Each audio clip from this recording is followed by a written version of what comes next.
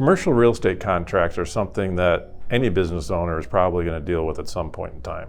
So what are the key things that you need to consider when you're looking at a commercial real estate contract? Well, the first thing is the rent. What amount are you going to be paying? The rent is usually based on the square foot that you're renting from the landlord. You can normally get a pretty good idea of the amount the landlord is charging you based on the comparables in the area. And that'll depend widely on, the age of the building, whether it's new construction or older construction, the area that you're in, whether it's in a high traffic area or off the beaten path a little bit.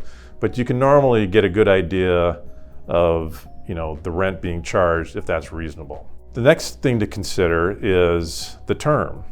How long are you going to be renting the property?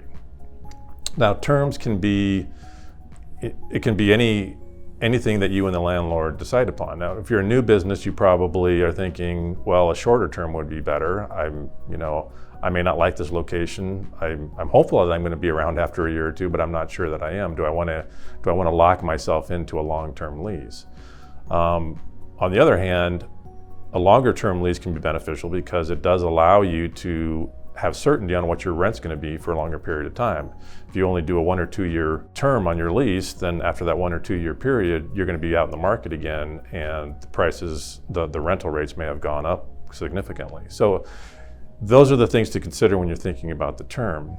Another thing to consider is, do you have any renewal options? At the end of the term, it's often beneficial for the tenant to have the ability or the option to renew for a certain period of time. So at the end of a 5-year lease, you may have the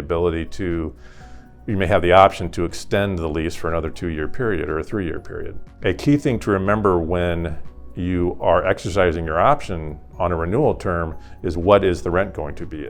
It typically won't be the same rent that you were paying during the base lease, but it will be escalated in some way. It might be just a straight percentage increase. It could be based on the consumer price index or things like that. So do consider that when you are not only negotiating the optional term, but when you're deciding whether or not to exercise it, because at the time that you want to exercise it, it may be cheaper to go out and get different space.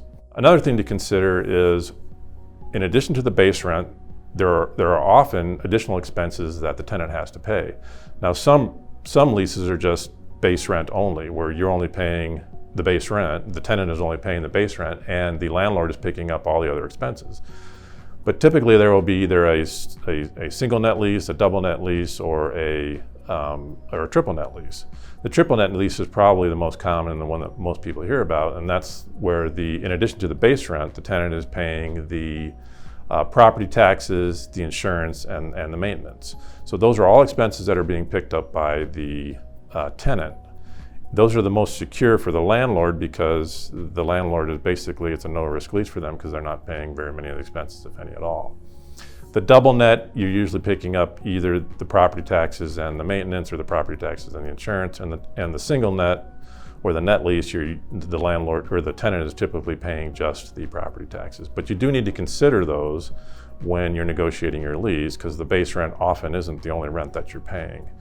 The other thing to consider when you're looking at a commercial lease agreement is, are there any common area maintenance charges?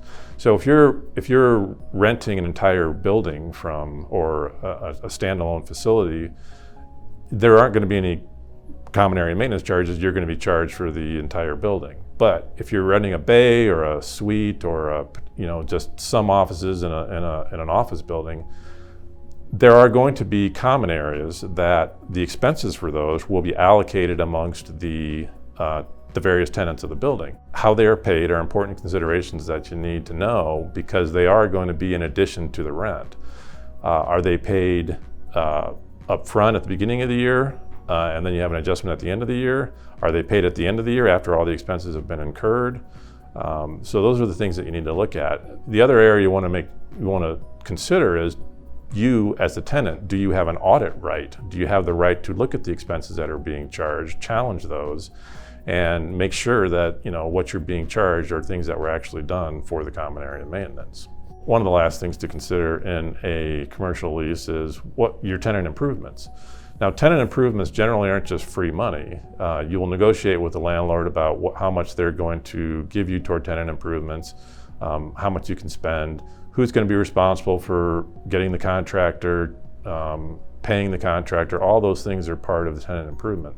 The other thing to keep in mind is, again, that's not normally free money. The landlord will build those improvements into the rental payments so that they're getting paid back over a period of time. It's basically like a loan to the tenant. One of the things to keep in mind is if you terminate the lease early for some reason, if you terminate too early, there's going to be a required payback of some portion of the tenant improvements that have been made. Because again, the landlord's trying to recoup that cost over a period of time, and if you terminate your lease early, they're going to want to make sure that they get that tenant improvement money back. So those are some things to consider when you are entering into a commercial lease agreement.